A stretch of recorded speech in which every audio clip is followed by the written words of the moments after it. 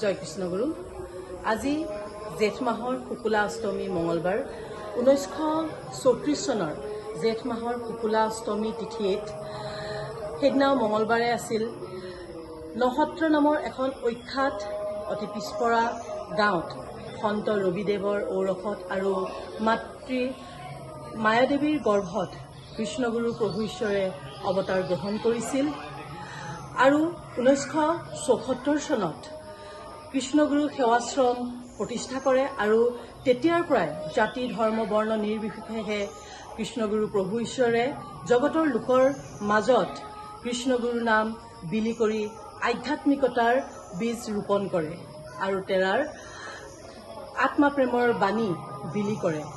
আজি গুৰু আবিৰ্ভাৱ মহোৎসৱ আমাৰ কৃষ্ণগুৰু সেৱাশ্ৰমৰ মূল সেৱাশ্ৰমৰ লগতে অসম তথা অসমৰ বাহিৰত যি 106খন শাখা সেৱাশ্ৰম আছে সমূহ শাখা সেৱাশ্ৰমতো আজিৰ দিনটো খুব উলহ মালহেৰে আৰু আধ্যাত্মিক ভাৱধাৰাৰে পালন কৰা হয়।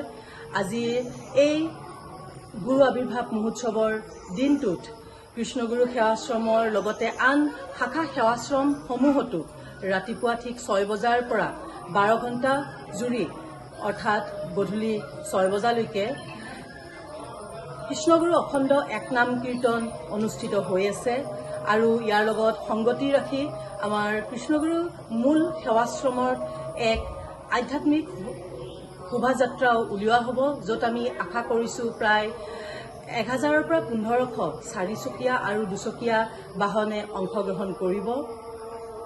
গধূলি মূল কীৰ্তনঘৰৰ ভিতৰত 91 গছি বন্তি প্ৰজ্বলন কৰা হ'ব আৰু গোটেই কৃষ্ণগুৰু সেৱাশ্ৰমৰ চৌহদ আমাৰ ভক্তসকলে বন্তি প্ৰজ্বলন কৰিব।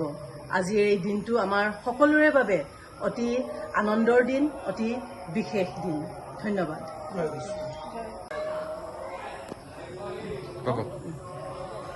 জয় কৃষ্ণ গুৰু।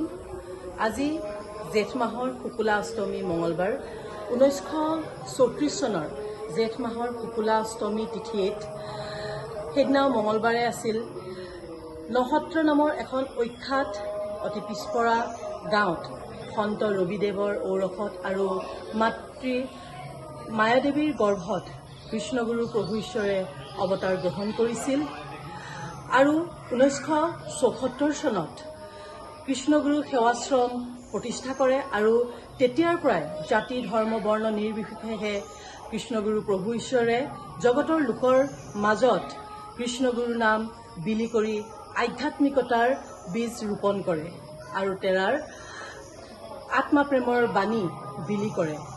আজি গুৰু আবিৰ্ভাৱ মহোৎসৱ আমাৰ কৃষ্ণগুৰু সেৱাশ্ৰমৰ মূল সেৱাশ্ৰমৰ লগতে অসম তথা অসমৰ বাহিৰত যি 106খন শাখা সেৱাশ্ৰম আছে সমূহ শাখা সেৱাশ্ৰমতো আজিৰ দিনটো খুব উলহ মালহেৰে আৰু আধ্যাত্মিক ভাৱধাৰাৰে পালন কৰা হয়।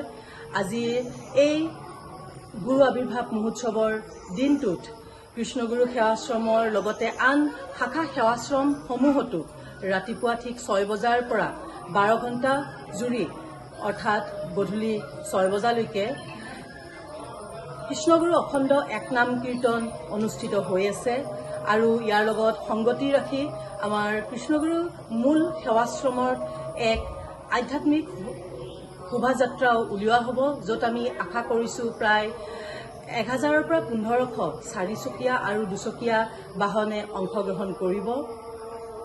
গধূলি মূল কীৰ্তনঘৰৰ ভিতৰত 91 গছি বন্তি প্ৰজ্বলন কৰা হ'ব আৰু গোটেই কৃষ্ণগুৰু সেৱাশ্ৰমৰ চৌহদ আমাৰ ভক্তসকলে বন্তি প্ৰজ্বলন কৰিব।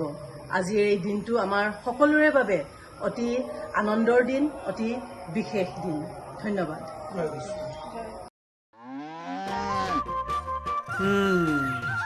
মোৰ লখিমী কেইজনীয়ে ইমান বেছিকৈ গাখীৰ দিয়ে, মনটো একেবাৰে ভাল লাগি যায়।